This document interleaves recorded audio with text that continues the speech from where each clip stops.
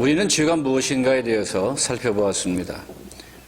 죄, 그것은요, 하나님의 목적에서 벗어난 것, 하나님의 뜻에서 벗어난 것이 죄라고 하는 것을 살펴봤습니다.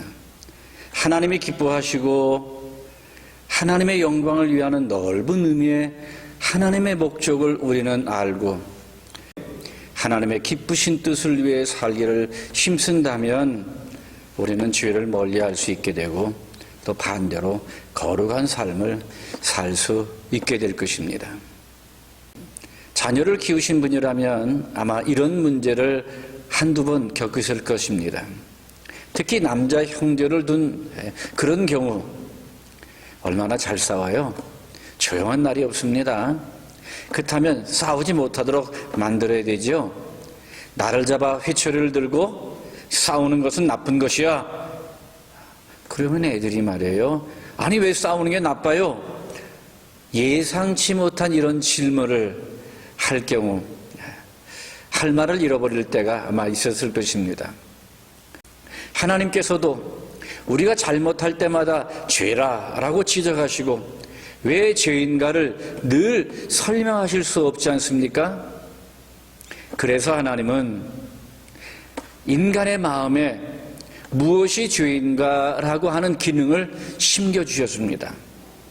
옳고 그름을 판단할 수 있는 이 좋은 기능, 그것을 인간에게 주셨습니다. 그것을 우리는 양심이라 이렇게 부릅니다. 양심은 도덕적인 선과 악, 그리고 옳고 그름을 판별해주는 분별력입니다. 사실 우리가 옳고 그름에 대해서 우리 부모님들에게 내지는 학교에서 아니면 다른 어른들로부터 배우는 것은 사실입니다. 그럼에도 불구하고 성경은 양심이란 본래 타고난 것이다. 다시 말해서 하나님이 인간에게 심겨주신 것이라고 말씀합니다. 로마서 제2장 14절과 15절의 말씀을 보면 어떻게 인간이 본성으로 율법의 일을 행할 수 있는지를 이렇게 설명합니다.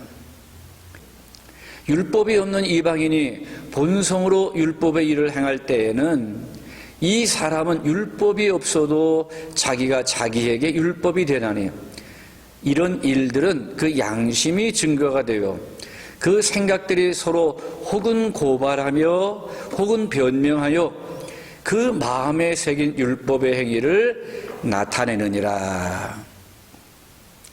자, 이 양심이 하는 일이 뭐라고요? 마음에 새긴 율법의 행위를 나타내서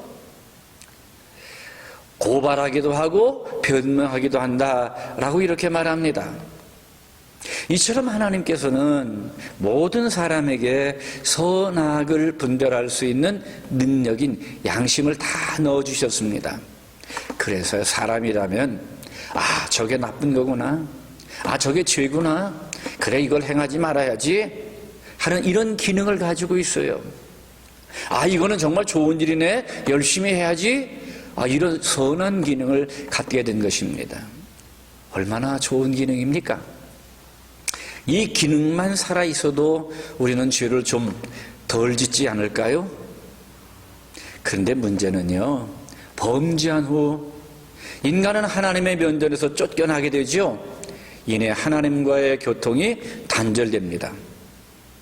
하나님과의 교통이 끊기자 그래도 남은 인간의 양심은 홀로 두 가지의 기능을 발휘를 합니다. 먼저는 이 양심은 우리가 선악을 분별할 수 있는 기능을 발휘합니다. 또 양심은 우리가 하나님께서 의롭다 하시는 것과 정죄하는 것을 알도록 만듭니다.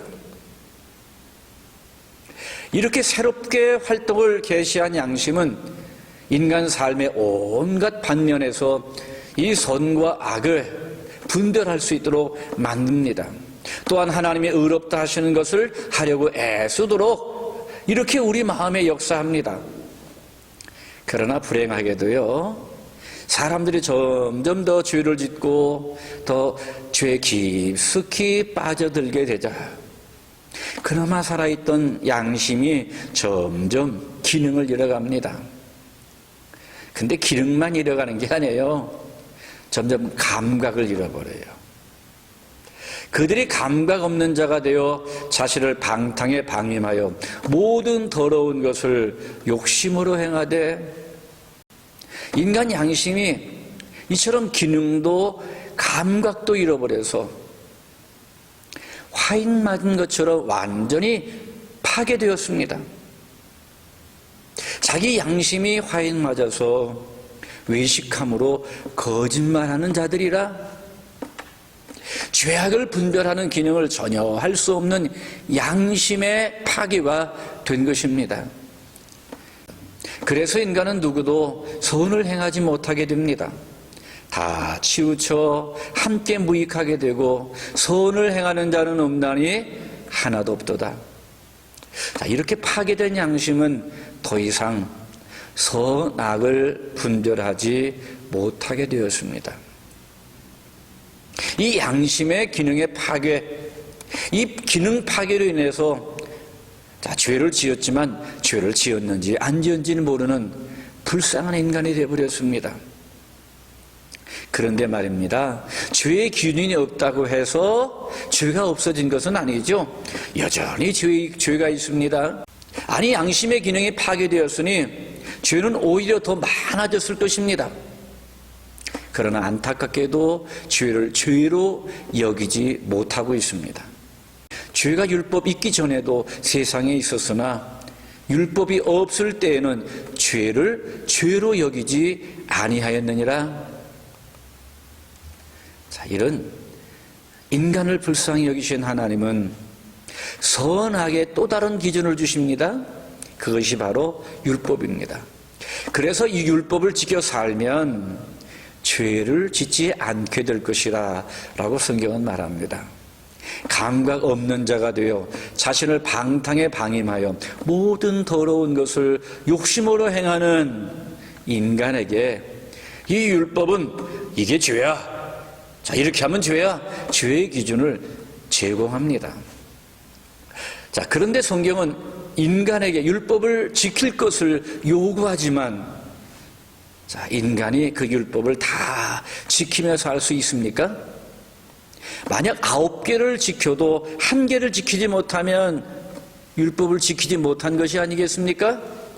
이런 인간의 연약함을 아시는 하나님께서 왜 지키도 못할 율법을 주신단 말입니까? 아니, 또 다른 이유라도 있는 것이 아닐까요? 그렇습니다. 율법을 주신 중요한 이유는 다른 것에 있습니다. 성경은 이렇게 말합니다. 그러므로 율법의 행위로 그의 앞에 의롭다 하심을 얻을 육체가 없나니 율법으로는 죄를 깨달음이라. 율법으로는 죄를 깨달음이라.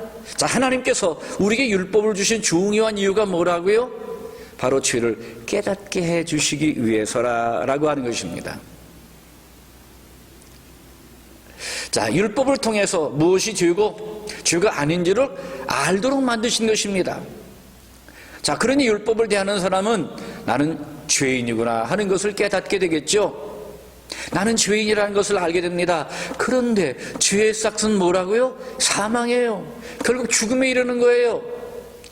자, 죽음에 이르는 이 죄에서 해방받기 위해서는 누가 필요해요? 예수님이 필요하구나. 그래서 이 율법은 우리를 죄에서 해방시킬 예수님을 더욱 필요하다라고 하는 것을 깨닫게 합니다. 그런데 예수님께서 십자가에서 대속의 죽으심으로 이 율법을 다 이루시죠. 또한 폐하십니다. 진실로 너희에게 이르노니 율법이 없어지기 전에는 율법의 1.1획도 결코 없어지지 아니하고 다 이루리라. 자, 주님께서 율법을 다 이루겠다 말씀하신 대로 율법을 다 이루셨습니다.